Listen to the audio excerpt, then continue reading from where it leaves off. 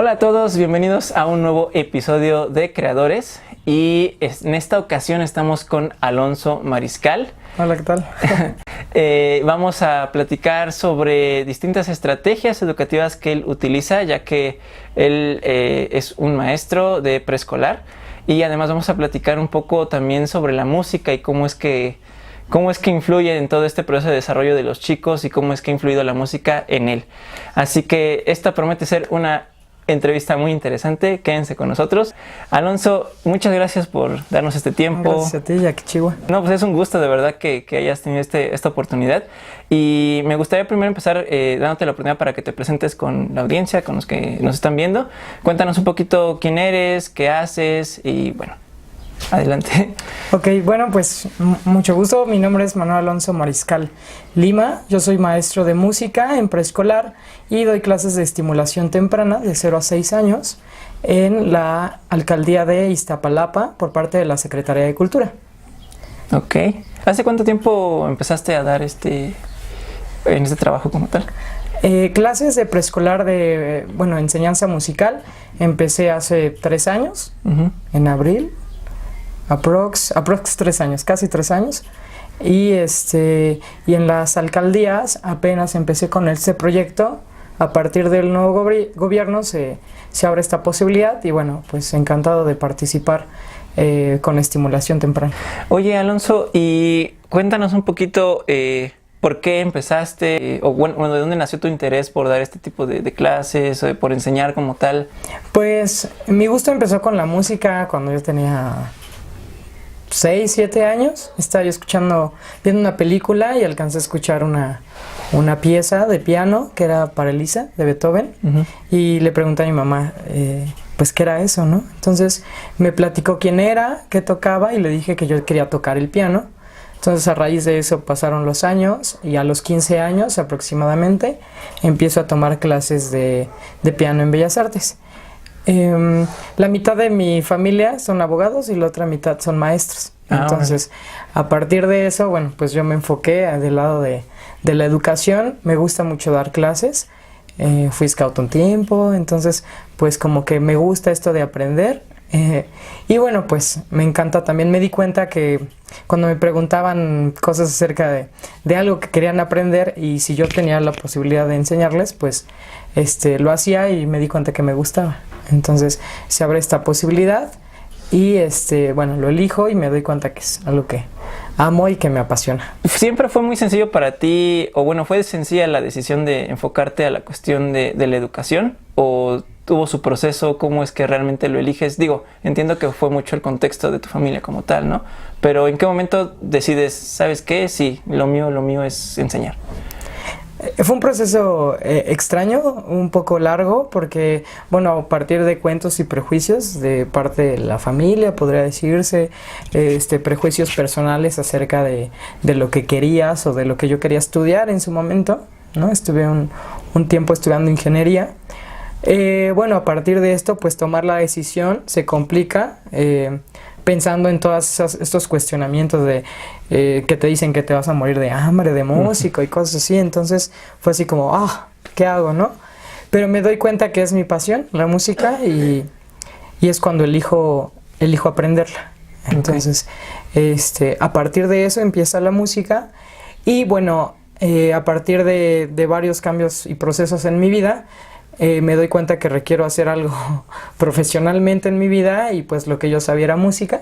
Entonces fue que yo elegí empezar a dar clases en el piano y ahí es cuando empiezo a darme cuenta que la educación es un buen rubro y aparte me doy cuenta que es algo que me gusta hacer. Entonces a partir de ahí empiezo a dar clases, primero de manera particular música, luego se presenta una oportunidad en una fundación de niñas en situación de riesgo. Les doy clase de música, fue un proceso interesante. Okay. Y bueno, se da la oportunidad de trabajar para el gobierno en preescolar y pues me encantó. Ok, entonces vamos a platicar un poquito más como tal ya de la experiencia docente, ¿no? ¿Cuál es el reto, no, realmente de enseñarle a los pequeños, no? Bueno, por lo que ahorita nos estás comentando, pues supongo que has enseñado en distintos contextos, ¿no? A diferentes chicos. ¿Cuáles son los retos? qué has hecho para, pues sí, para resolverlos. Cuéntanos un poquito. Claro que sí. Yo podría decir que es relativamente sencillo dar clases en niños de esa edad. Porque no tienen prejuicios, no tienen cuentos. Entonces, ¿la edad es? De 3 a 6 años, aproximadamente. Esa es mi especialidad, digamos.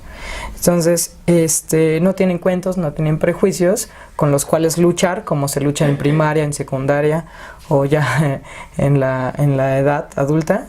Entonces, eso es un pro, ¿no?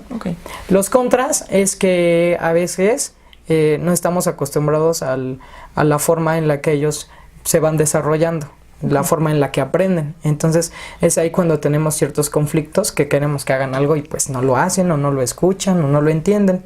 Entonces a partir de eso pues hay que aprender un poquito acerca de ellos, de su forma de desarrollo y pues qué estrategias puedo utilizar para empezarles a enseñar, básicamente. Ok. ¿Y cuál fue tu primera experiencia como docente, como tal? ¿Qué tal te fue? ¿Cómo te sentiste? En preescolar. Ok, ajá. Fue interesante porque ya estoy acostumbrado por parte de los scouts y estas vivencias que, bueno, agradezco a mi familia que me permitió realizar.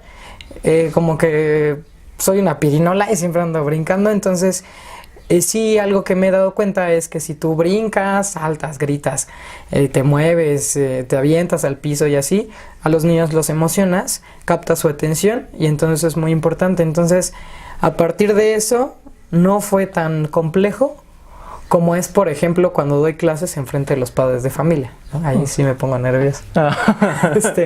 Entonces, no hubo tanta dificultad, aparte de que ya llevaba, pues, background de cómo dar clases, de llevar las planeaciones, ¿cómo se prepara las actividades? ¿Cómo se prepara una clase como tal? Ok, es muy importante y qué bueno que lo preguntas porque a veces en preescolar pareciera que siempre estamos jugando y la realidad es que sí, pero, pero sí. Siempre hay un fundamento.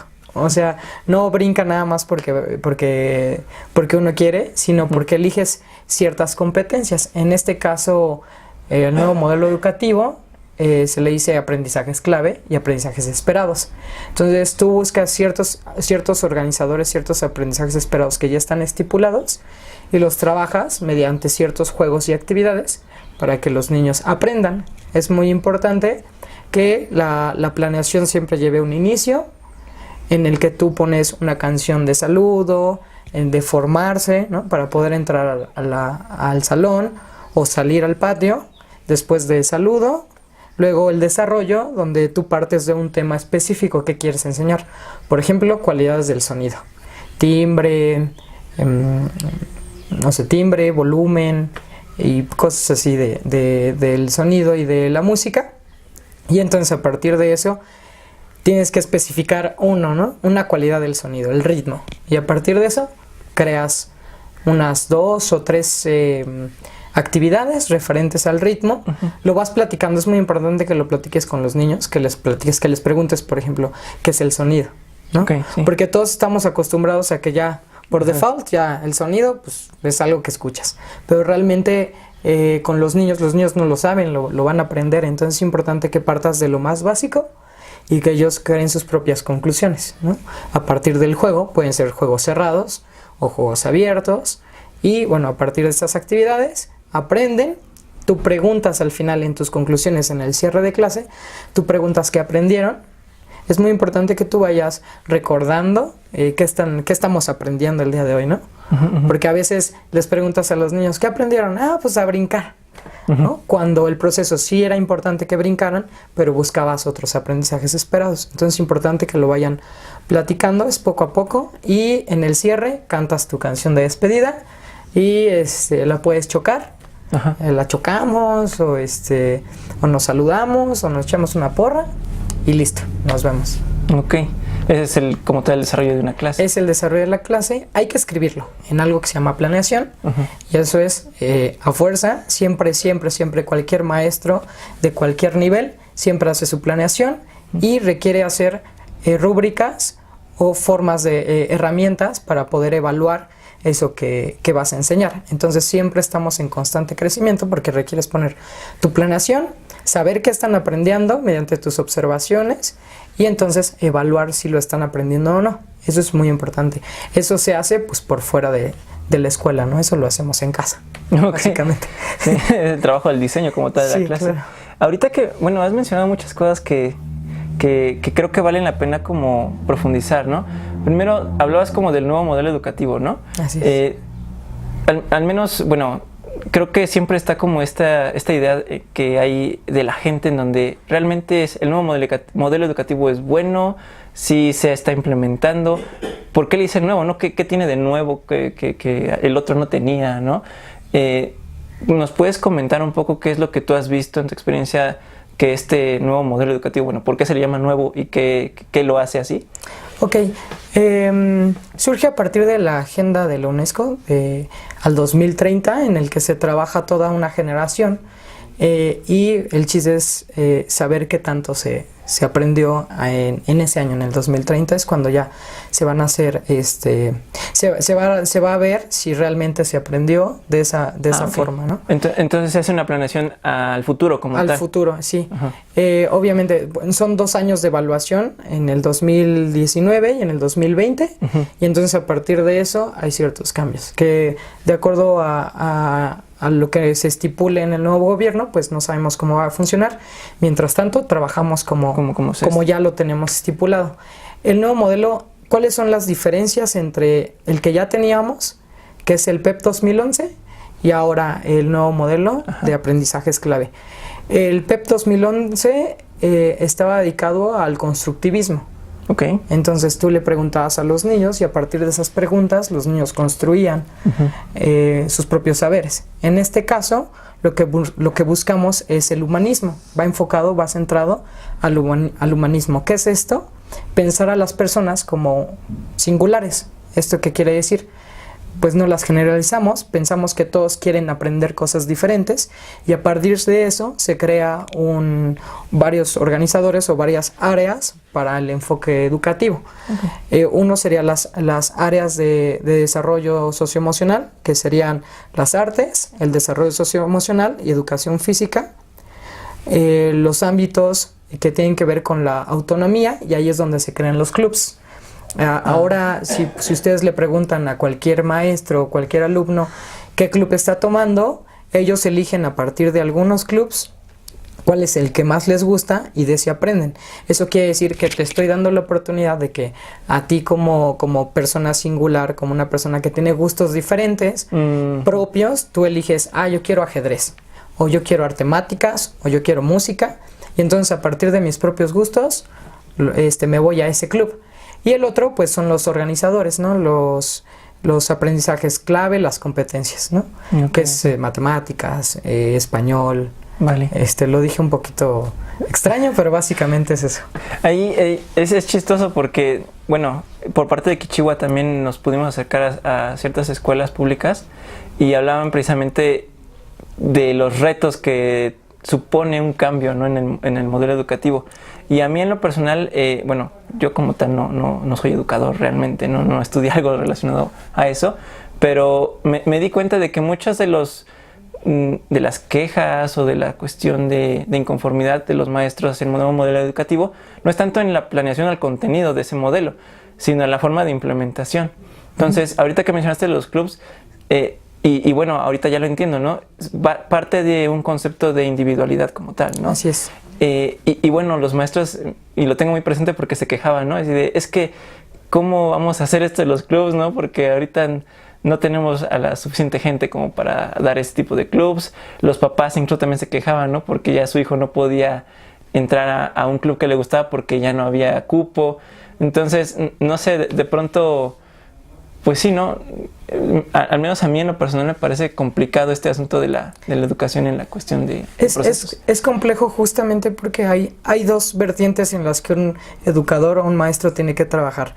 La parte pedagógica, en la que te dedicas al alumno, y la parte administrativa. Okay. Entonces, a veces lo administrativo con lo pedagógico pues tiene tiene ciertas situaciones, ciertos problemas.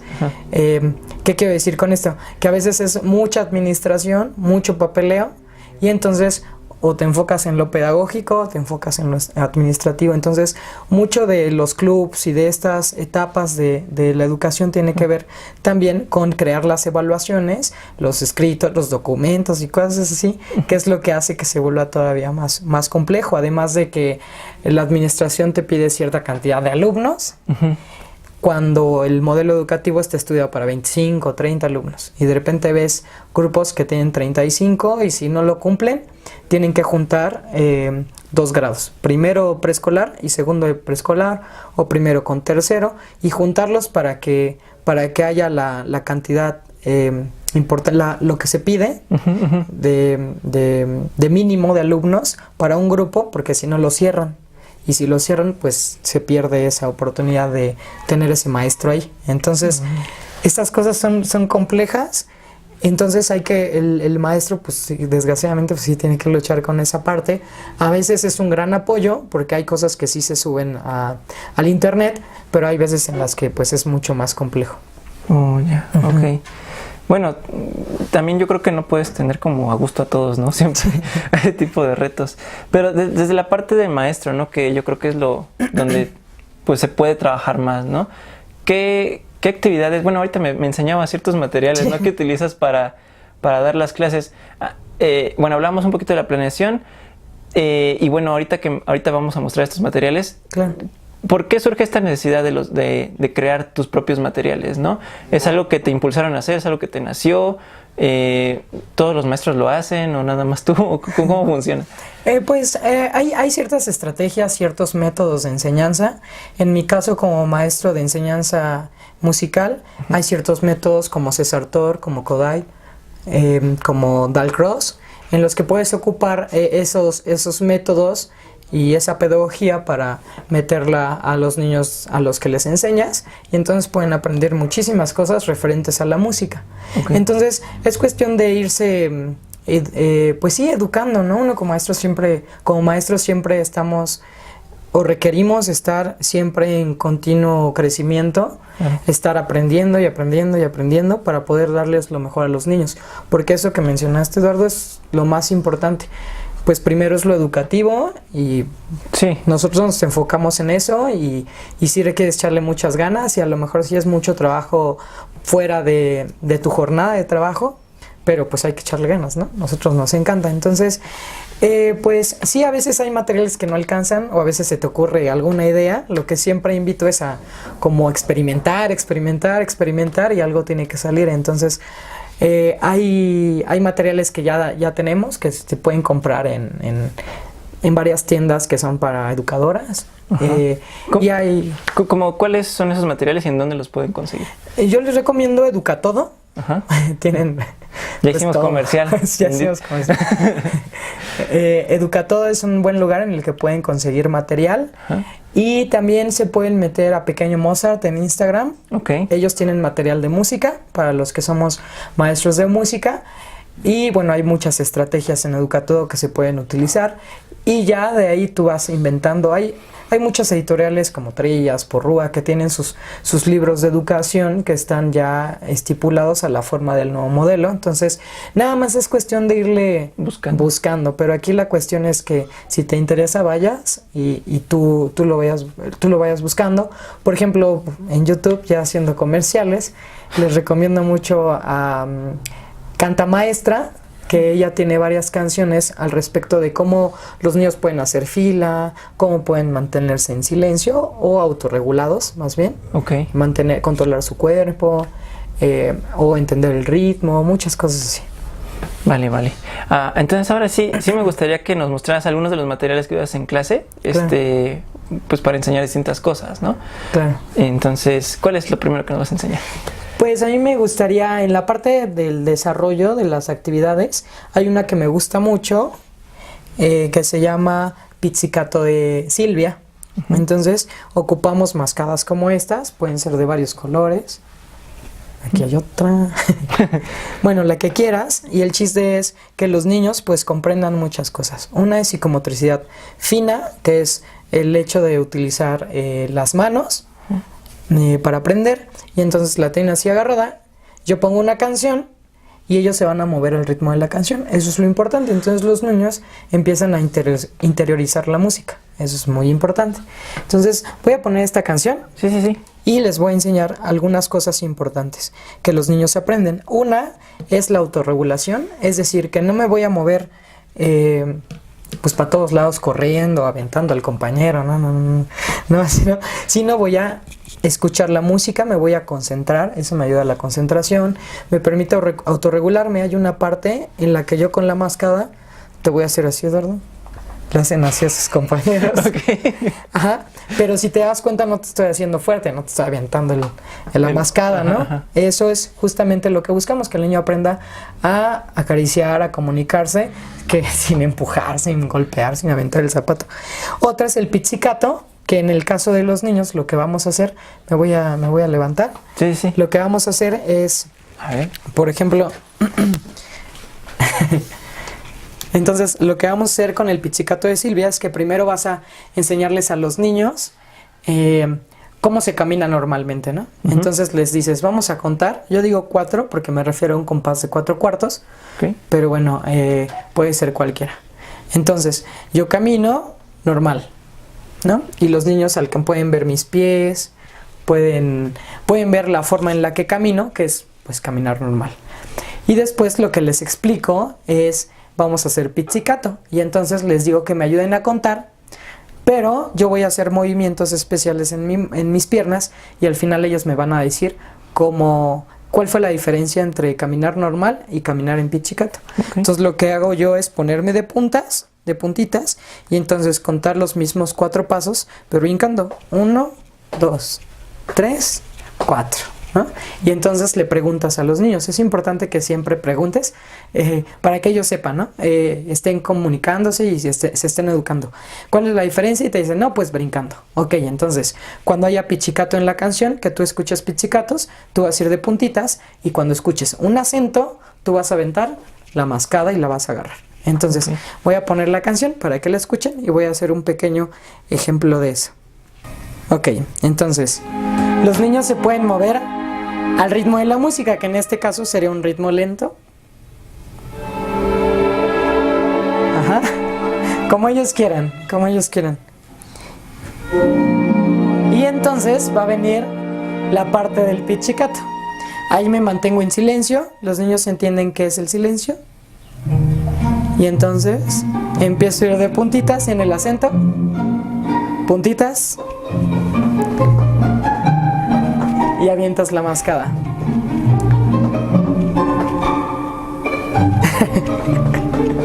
Ahí no hay acento, por ejemplo. Otra vez. Pizzicato.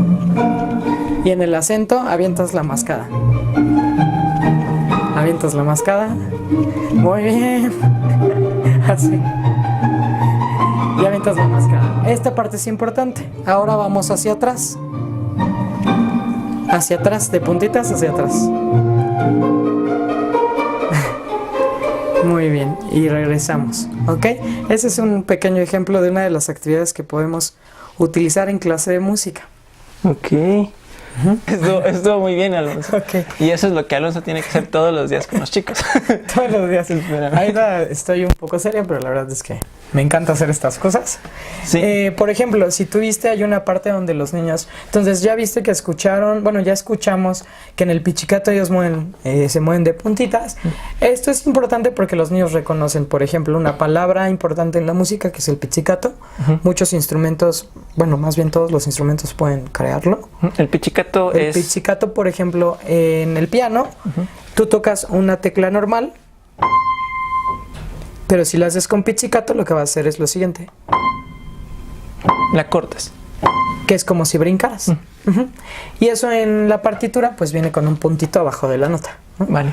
Entonces, eso en preescolar no es necesario que se los muestres, a menos de que lo elijas o tengas pizarrón, a veces no hay, pero con que ellos lo interioricen es más que suficiente. Entonces ellos hacen el pizzicato, ya ubican esta palabra, con el cuerpo ubican el ritmo, la forma en la que se ejecuta, Y esto poco a poco me puede ayudar a que el niño aprenda después un instrumento musical, ya sabiendo estas cualidades o estas formas del ritmo, por ejemplo. Por ejemplo, en el caso de ir hacia adelante y hacia atrás es algo muy curioso pero muy importante. Los niños pueden aprender a sumar y restar con el cuerpo. ¿Cómo voy a sumar? Hacia adelante. ¿Y cómo voy a restar? Hacia voy atrás. a restar hacia atrás. Entonces el niño lo puede hacer si es muy chiquito en un túnel, en un gusano. Van hacia adelante y suman y luego tienen que ir hacia atrás. Pregúntenle a sus papás o a los niños allá en casita que también nos sale gatear hacia atrás o caminar o correr hacia atrás. No a todos nos sale, a veces nos caemos, ¿no? Claro. Entonces es parte del proceso y me ayuda también a interiorizar las matemáticas. Eso que dices es muy importante porque igual, bueno, yo igual alguna vez tomé clases de música y sí te enseñan este tipo de conceptos, ¿no? Pichicato, todo este asunto, pero te lo enseñan ya con el instrumento como tal, ¿no? Y creo que sí tiene mucho valor el hecho de enseñarlo antes, como tal, en general en la educación pública y en la educación particular. Sí, ¿no? O sea, realmente el concepto a través de tu cuerpo, ¿no? Como para que lo tengas más claro y ya en el momento de que lo quieras pasar a un instrumento ya sea muchísimo más sencillo, ¿no? Sí, de hecho es una forma en la que tú debes de enseñar o requieres enseñar en preescolar, por ejemplo. Todo surge a partir de mí mismo, o sea, a partir del alumno, él va a aprender todo lo que está a su alrededor. Entonces, por ejemplo, si quieres que el niño aprenda de lateralidad o posición, siempre es a partir de su cuerpo. ¿Dónde estoy yo? Y entonces hacia dónde me voy a mover o hacia dónde está eso. Por ejemplo, dónde está el coche de allá adelante que ustedes no ven, pero dónde está a partir de dónde estoy yo. Entonces es muy importante que los niños aprendan a reconocer cualquier cosa a partir de sí mismos, de su cuerpo. Por ejemplo, yo enseño el sonido, pero antes de enseñarles instrumentos, lo que enseño es, bueno, tú puedes hacer sonidos con tu cuerpo. Claro. No, pues que sí, no, pues que no. Entonces tú preguntas como maestro, ¿por qué sí y por qué no? Y entonces ya empiezan a platicar, se llega a un debate y pues llegamos a ciertas conclusiones donde pues ya les preguntas con qué partes del cuerpo puedes hacer sonido. Entonces los niños te dicen, no, pues con las manos. Con las piernas, con los pies, con la panza, con las pompis, con la cabeza, con las orejas. Y te das cuenta de muchas cosas que ni siquiera sabías que hacían sonido, ¿no? Entonces, muy impresionantes los niños. Se aprende mucho de ellos. Entonces, eso es muy divertido. ¿Qué cosa te ha sorprendido dando esa clase? Pues una vez una alumna dijo que podían hacer sonidos con las orejas, ¿no? Y bueno, la maestra se quedó así, ¿cómo puedes hacer sonido con las orejas?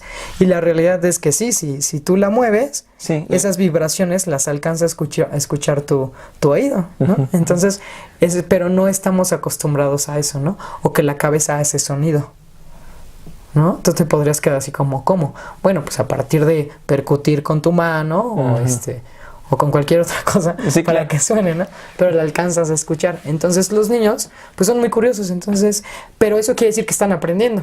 Y además de las mascadas y de estos ejercicios que haces, ¿qué otro tipo de materiales utilizas? También podemos ocupar lo que se llama paracaídas. Se los voy a mostrar. No venía preparado, pero... No venía preparado, por ejemplo, es este. Obviamente ahorita no lo puedo poner completo, pero básicamente tiene muchos colores. A ver. Ahí se alcanza a ver su centro. Ajá. Muy bien. Pues básicamente los niños lo toman por colores. Y bueno, puedes hacer muchas actividades al respecto. O sea, una es que los niños pongas pelotas encima del paracaídas y los niños se muevan al ritmo de Olas Locas, que es una canción que a veces utilizamos. Y hay otra parte donde aprendes también a que se autorregulen. ¿Cómo lo vas a hacer? Avientas pelotas al centro del paracaídas y les dices a los niños, no se vale tirarlas. Entonces el chiste del juego es no tirarlas. Entonces los niños mueven el paracaídas, se divierten, pero también aprenden a controlar su cuerpo y a decir, ok, no lo voy a hacer tan fuerte porque si no salen volando. Y después les dices, ahora sí, saquen todas las pelotas. Y entonces ellos empiezan a mover el paracaídas mucho más fuerte. Y entonces ya los niños entienden, bueno, aprenden a medir sus fuerzas, ¿no? Entonces es muy importante en clases y eso es como muy, muy básico y muy importante. Siempre hacemos la transversalidad de la autorregulación. o sea, de los acuerdos. Eso es muy importante. Siempre hay reglas dentro de un juego, ¿no? Deportivo. Por ejemplo, el fútbol, el básquetbol o cualquiera de estos deportes. Hay ciertas reglas a seguir. En los salones de clase, en el patio y demás, siempre hay acuerdos. Y es muy importante que los niños reconozcan esos acuerdos, pues para aprender a convivir. Entonces, a partir de estos juegos, tú puedes manejar autorregulación.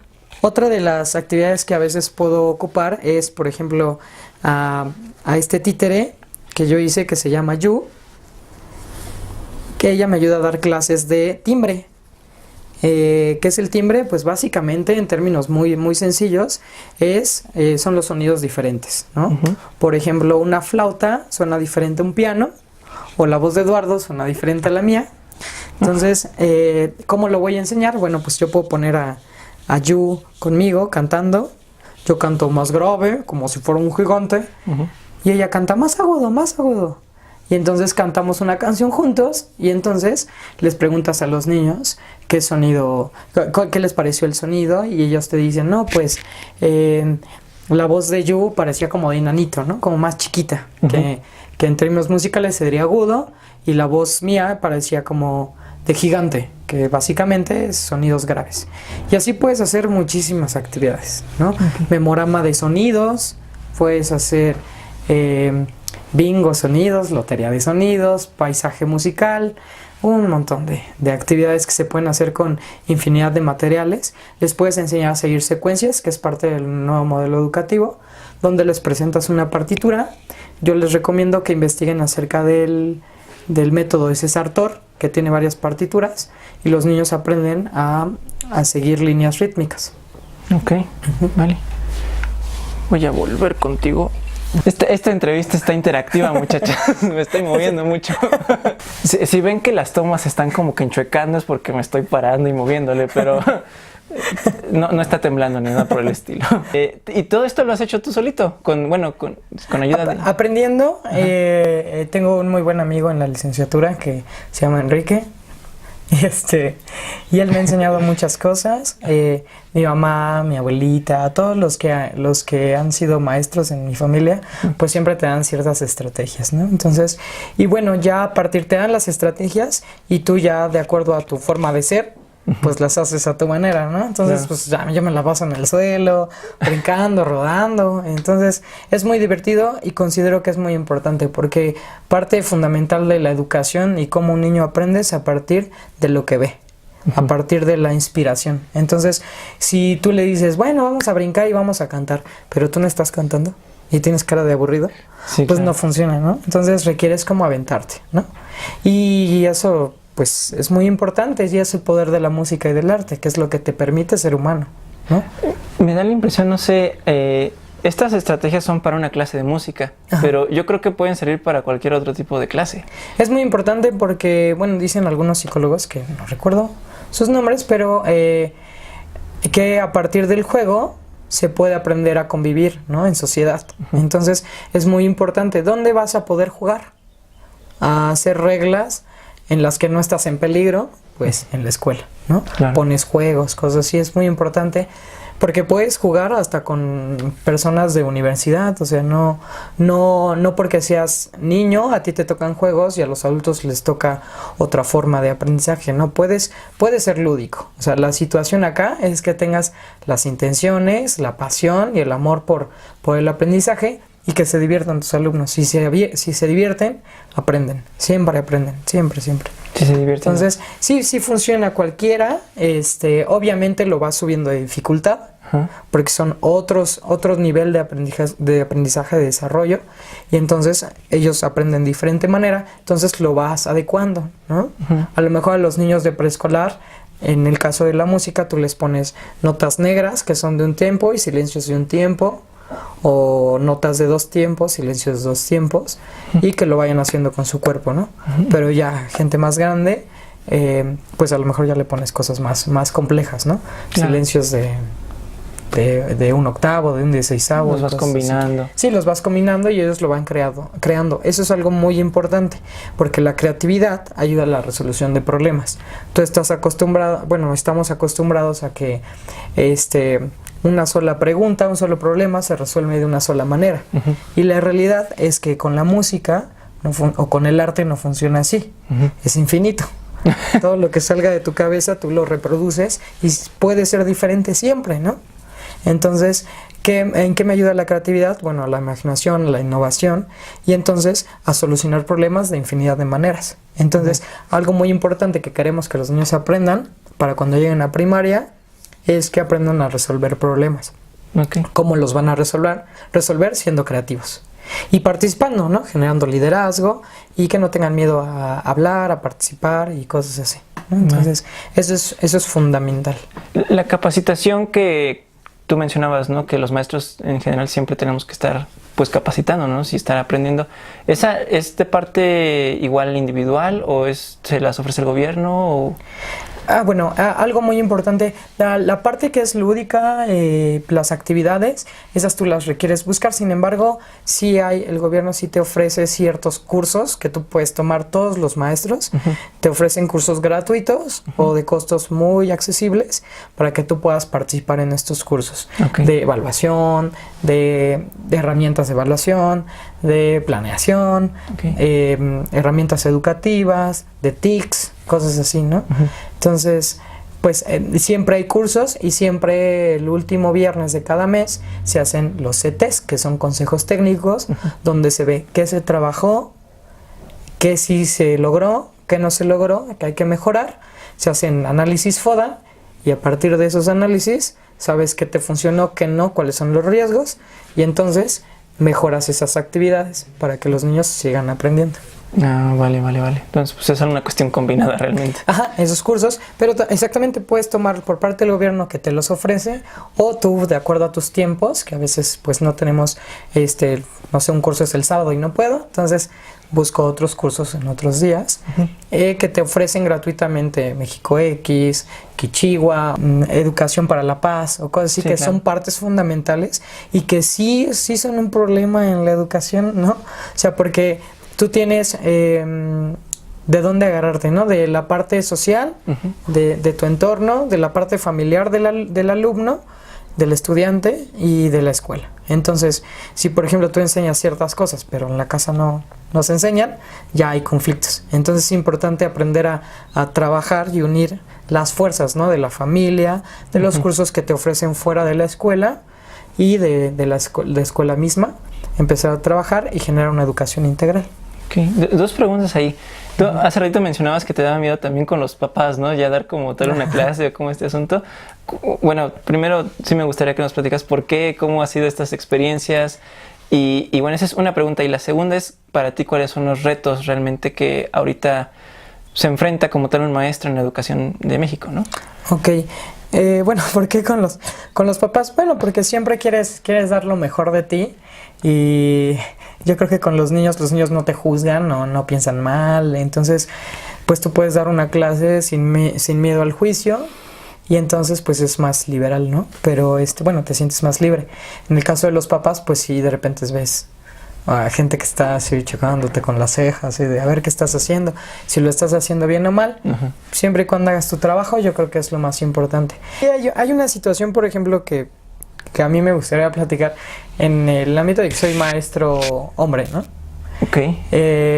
Hay ciertos conflictos a veces con los padres de familia porque soy maestro hombre y trabajo en preescolar, entonces sí ha llegado a existir algunos conflictos al respecto. Yo entiendo por lo que está pasando la sociedad y que hay pues hombres pues desgraciadamente malos, como hay mujeres o mucha gente, ¿no? Desgraciadamente hay personas que se manejan pues mal y hay otros que lo manejamos de manera íntegra, ¿no? Entonces, pues debido a eso sí hay ciertos conflictos a veces con la familia. Y bueno, pues hay dos principales. Una, pues que sí hay como ciertos prejuicios, ¿no? De que si eres hombre, tal cosa, ¿no? Entonces requieres tener mucho cuidado y ahí yo invitaría, siempre y cuando tú hagas bien tu trabajo, no hay nada de qué preocuparse, ¿no? Siempre, a veces hay conflictos mucho más fuertes que otros, pero mientras tú hagas bien tu trabajo, todo está bien. ¿Qué es hacer bien tu trabajo? Que planees tus actividades y que hagas las evaluaciones y las observaciones pertinentes. Yo recomiendo mucho una bitácora en la que tú escribas qué está sucediendo en la clase y si hay algo que escribir importante, como que un niño se cayó en tu clase porque no se autorreguló, o porque el piso estaba resbaloso, porque no estaban las condiciones, o alguna situación así, o que un niño agredió a otro, porque pasa, ¿no? Esto no es un cuento de hadas, ¿no?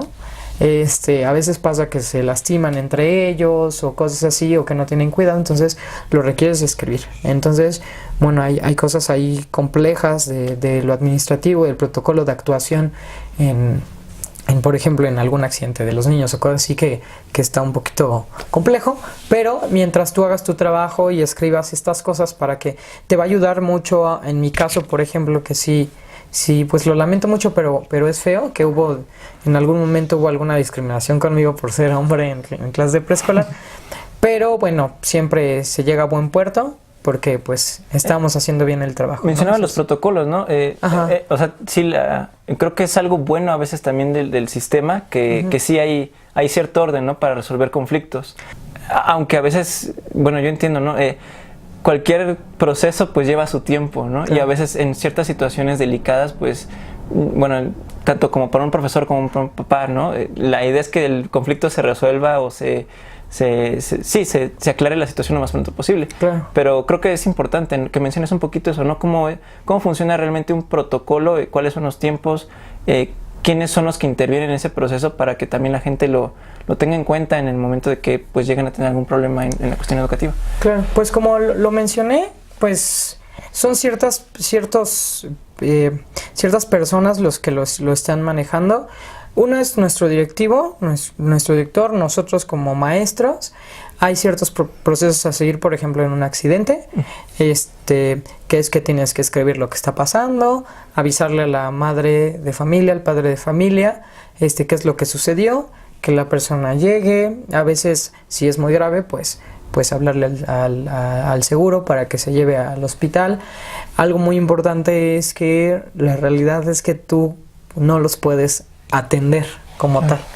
Eso es importante, porque a veces yo como maestro a un niño le está saliendo sangre en la nariz, o se raspó muy feo la rodilla y yo quiero ir a atender.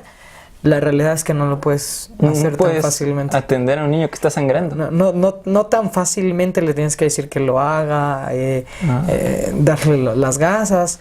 Es una situación algo compleja. ¿Por qué? Porque si lo haces mal, es culpa del maestro. Es culpa del maestro. Entonces, si no tienes el aprendizaje de primeros auxilios o de socorrismo, cosas así, que te avale que tú tienes el conocimiento para poderlas apoyar, y aún así se tiene que seguir el protocolo. Esos son los contras, ¿no? Por decirte un ejemplo. Los pros es que, por ejemplo, si un niño es agredido, cosas así, pues hay ciertos protocolos a seguir, ¿no? Entonces, se guían por el protocolo y hay ciertas preguntas que se le hacen a los niños, ciertos test de psicología, dependiendo de la situación, pero lo hacen especialistas. Tú le mandas un documento al DIF para que el DIF vaya a hacer estas actividades, y entonces te pueda dar una respuesta de lo que sucede. Claro. El directivo no puede hacer como tal algo que le compete a un psicólogo, por ejemplo, o el educador a un médico. Entonces es muy importante que se sigan esos procesos, dependiendo de la complejidad, qué tanto tarde, eso sí, porque se lleva jurídico en el sindicato y son estas cosas que la verdad es que suenan un tanto aburridas, pero suceden, ¿no? Lo burocrático es algo que hace las cosas un poquito más lentas. Sí, es la realidad. Es un precio a pagar porque todo salga bien, supongo. Sí, lo que busca la burocracia más que nada pues es generar orden lo mejor posible, porque si haces lo que se te ocurre, pues a veces no sale bien. Entonces hay ciertos acuerdos que se manejan en el protocolo, y ciertas cosas que tú puedes ver para poder decir, ok, este niño tiene alguna situación en casa, digo, no lo sé, pero lo notas, lo observas, entonces ves el protocolo y dices, pues sí puede pasar, entonces pido que se haga algún análisis o algo así. Claro. Obviamente con permisos y cosas así. Pero eso es muy importante. La verdad es que se cuida mucho al niño y es muy importante. ¿Qué te gustaría decirle como tal a algún profesor? Además de los tips que ya has dado, ¿qué crees que haga un buen profesor como tal? Híjole, pues yo creo que hacerlo con pasión y con valentía y ser comprometido. Este es un trabajo que requiere todo de ti. O sea, el 99.9% no es suficiente, ¿no? Siempre hay que dar el 100%. Siempre recomiendo inspirar mediante lo que tú haces. O sea, mientras tú estés haciendo las cosas bien y te mantengas, por ejemplo, en tu vida, es algo que yo le llamo metas absurdas. Desde tú como profesor tender tu cama, hacerte desayunar, son ciertos hábitos que a la larga son inevitables de hacer. Los buenos hábitos y también los malos. Hablando de los buenos, son inevitables y entonces los niños lo ven, siempre te están viendo. A veces es extraño cómo te preguntan, oye maestro, ¿esa chamarra no te la pusiste ayer? Y tú, o la semana pasada, ¿no? Ay, perdón, ¿no? Sí, sí. Y cosas así, los niños siempre te están viendo, ¿no? Una vez estaba saludando a una maestra, ¿no? Y le hice así, y jugando, porque somos mucho a veces de... Siempre convivir padre, divertirnos entre equipo, yo creo que es algo muy divertido, ¿no? Algo que ayuda mucho a la educación de los niños. Entonces, una vez la saludé y que le hago así con las cejas, y un niño me estaba viendo y que le hace así, y le hace con las cejas también. Entonces, es muy padre, o sea, todo te aprenden, todo lo que dices, todo lo que haces, todo, absolutamente todo lo ven. Entonces, siempre es importante, tanto a los padres de familia como a los maestros, siempre mantenernos en nuestros buenos hábitos, siempre ser comprometidos, valientes al hacer las cosas, porque a veces nos da pena, ¿no? Te da pena aventarte, te da pena brincar, te da pena gritar, pero pues lo elegiste, ¿no? Elegiste ser papá, elegiste ser maestro y pues nos toca. Yo creo que nos toca. Entonces, siempre hacerlo y divertirte, porque yo creo que si tú haces un trabajo que amas hacer, entonces deja de ser un trabajo, ¿no? Y bueno, Alonso, también tú compones, por lo que sé. Sí, un poco sí. Sí. ¿Cuántos instrumentos tocas? ¿El piano? ¿Qué más? Toco, bueno, eso es algo interesante. Un músico profesional realmente toca un instrumento. Ajá. Se especializa en un instrumento durante 7 años. La carrera es igual de larga que la de medicina, sí, ¿no? Sí. Sin embargo, obviamente vas dando clases, cosas así, y requieres aprender ciertos instrumentos. Yo sé tocar el piano, realmente, el piano lo sé tocar. Toco un poco el violín y el saxofón. Esos son mis instrumentos. Obviamente la flauta dulce y un poco el canto, como parte de ser docente. Esa es una buena pregunta que me gustaría hacerte. Además de la flauta dulce, ¿crees que debería haber otro tipo de instrumentos como también en la educación básica para acercarlos a la música? Sí, siempre dicen, pues, ¿para qué la flauta? La flauta es un acercamiento a tocar un instrumento como tal. ¿Por qué la flauta? Porque es económico y porque es un instrumento melódico. ¿Qué quiere decir esto? Que no es tan complejo como el piano, donde tengo que tocar, por ejemplo, ciertos acordes, ¿no? Y entonces explicar eso a 25 o 30 alumnos en un mismo salón y solamente tienes 45 minutos, pues lo veo complejo. La flauta es melódica. ¿Qué quiere decir esto? Que solamente vas un sonido por un sonido. Entonces, eso es importante, por eso se maneja la flauta, sobre todo por la practicidad, ¿no? Lo económico, el tamaño y demás. Yo a veces recomiendo melódica, porque es un tecladito. Ese es padre, ¿no? Le soplas y estás tocando, entonces te ayuda a respirar y cosas así. Algo muy importante que a veces la gente no sabemos, por ejemplo, si tú sabes tocar la escala de la flauta, sabes tocar el saxofón. Órale. Entonces son más o menos las mismas pisadas, ¿no? Los mismos botones los que tienes que apretar para que suenen esas notas. Exactamente lo mismo. Cambian en algunas cosas ya de manera teórica. Sí. Por ejemplo, que depende por ejemplo, la flauta está en una tonalidad de do mayor y de do. Y los saxofones, pues puede ser si bemol, mi bemol, etcétera, ¿no? Okay. Pero básicamente es la misma pisada. Entonces, si tú sabes tocar la flauta, puedes tocar el saxofón. ¿Cuánto cuesta una flauta? Una flauta, depende de las marcas, de para qué la quieras. Si es para secundaria, primaria, no sé, unos 100 pesos. tal vez. ¿Y un saxofón cuánto cuesta? Un saxofón cuesta alrededor, yo recomendaría saxofones a partir de los 7,000 pesos. Órale. Abajo de ese precio, a veces los instrumentos, a pesar de que son temperados, ¿qué quiere decir eso? Que ya lo que tocas es la nota que suena. No siempre, a veces tocas y está desafinado el saxofón de fábrica, entonces no te sirve. Ya, claro. Yo recomiendo saxofones de 7,000 pesos para empezar y de ahí para arriba, ¿no? Que podrían ser las marcas, la marca Blazing, por ejemplo. Digo marcas porque son ya instrumentos reconocidos, ¿no? Pues Yamaha, pues bueno, ya no hay pierde, ¿no? Porque no nos haría mal que nos pagaran por publicidad, ¿verdad? Sí, ya aquí pero vamos a hablar millonarios. Vamos a hablar. Pero bueno, Ajá. La melódica es un instrumento que se podría emplear en el estudio de la música. Es un instrumento que cuesta, no sé, unos 250 pesos. El costo es más alto. No siempre las familias cuentan con ese dinero. Entonces, sí, no siempre. Ahí la complejidad, por eso se enseña flauta, para acercar a los niños a la música. Yo podría decir que la melódica y el canto. Eso sin duda yo creo que es importantísimo. Y para acercarlos, además de... o sea, sí, como... Yo creo que es muy importante, ¿no? Tú como papá llegas y hay papás que dicen, pues ya le enseñaron música en la escuela, ¿no? Pero tú y yo estamos de acuerdo en que a veces necesitamos más, ¿no? No te pueden quedar con lo que ven en la clase y con la flauta, ¿no? ¿Cuáles serían como buenos hábitos, buenas acciones que los papás podrían tener para que los chicos pudieran en su momento interesarse más por la música y cuando sea el caso, pues elegir estudiar un instrumento? Claro. Pues siempre estar abiertos a lo que mi hijo quiera, ¿no?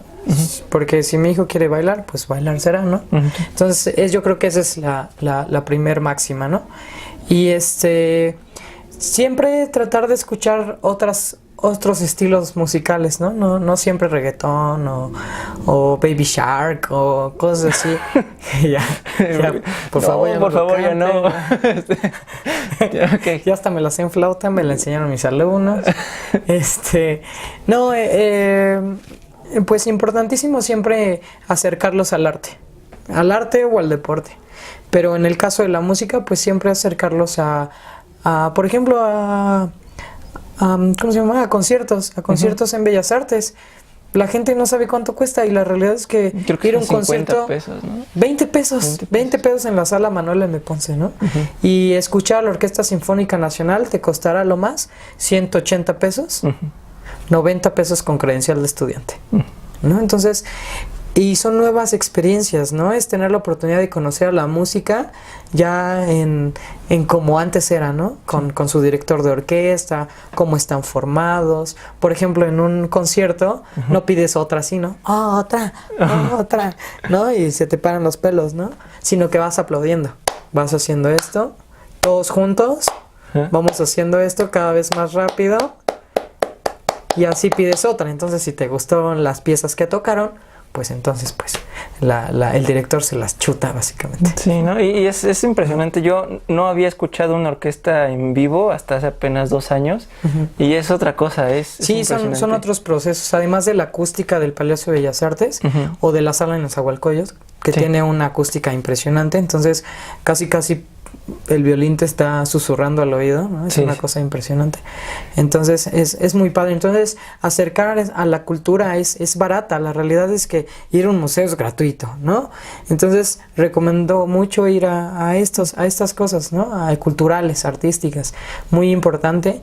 Y bueno, pues así el niño pues sabrá elegir, ¿no? Y también pues depende mucho del maestro, de qué tanto le apasione dar su clase y que pues a los niños a veces pues no se les haga aburrido, ¿no? Porque a veces tanta teoría, tanto conocimiento, pues sí llega a aburrir. Es muy importante pues llevarlo al juego, siempre el juego, yo diría. Vale. Y bueno, pues para ir terminando esta entrevista, ¿qué crees que sea lo más importante que la música aporta a un ser humano? Ok. Depende de, por ejemplo, si ejecutas un instrumento o la disfrutas, la escuchas, pero básicamente haces conexión de hemisferios, entonces eso te ayuda mucho a la psicomotricidad, el compromiso con el que tienes que estudiar un instrumento, la tolerancia a la frustración, porque no a veces funciona, y lo padre es que cuando te gusta tocar un instrumento, la tolerancia a la frustración se puede manejar a partir de, bueno, pero me gusta y lo quiero seguir haciendo, entonces continúa. Entonces el compromiso, la tolerancia, la responsabilidad, estos hábitos que realmente se van hacia la vida cotidiana. La imaginación, en el caso de la creatividad como compositor, pues eso es muy importante porque te permite vivenciarlo como ser humano, ¿no? Ya ahora en la ejecución puede haber un robot que toque para Lisa o alguna pieza de Chopin, el concierto de Rachmaninoff, algo complejo, pero nunca lo va a tocar como un humano. Entonces yo diría que el arte es lo que te hace humano, es la oportunidad de ser, de desnudarte ante los demás y expresarte como tal cual eres. Entonces es la oportunidad de ser valiente, de enfrentarte a tus miedos, de presentarte así y de demostrar quién realmente eres sin palabras, con pura ejecución, con creatividad al crear piezas, cosas así. Entonces yo creo que lo más importante es la creatividad, estos buenos hábitos de responsabilidad y compromiso, la tolerancia a la frustración y la resolución de problemas. Vale, pues sin duda la música es muy importante y bueno, Alonso, pues sí, me gustaría que pues pudieras tocar algo. Claro, y sí. Y pues con eso nos despediríamos. Y pues yo espero que les haya gustado esta entrevista, que hayan encontrado mucho valor en ella. Voy ahorita a hacer algunas notas y las voy a dejar en la descripción para que ustedes puedan buscar los métodos que recomienda Alonso, elementos que les pueden servir a ustedes como padres o como profesores a seguir impartiendo este gusto por la música. Y bueno, si son chavos, pues tanto mejor, ¿no? Para que sepan dónde acudir para poder seguir aprendiendo. Y bueno, Alonso, pues ahorita te escuchamos. Claro que sí. Y pues nada, recuerden que aprender es crear. Hasta la próxima. Hola, ¿qué tal? Mi nombre es Alonso Mariscal y les voy a presentar una pieza de mi autoría que se llama En un instante. Es una pieza fuerte que está inspirada en 2 accidentes, uno mío y uno de una muy buena amiga mía. Y lo que busca esta pieza es inspirar, es exhortar a las personas a que vivan como si fuera el último día, porque no sabes cuándo será el último instante en el que puedas ver a tu familia, o estar con la persona que más amas, o hacer lo que más amas hacer. Entonces es una pieza que busca justamente eso, vivir la vida como si solamente tuvieras un instante.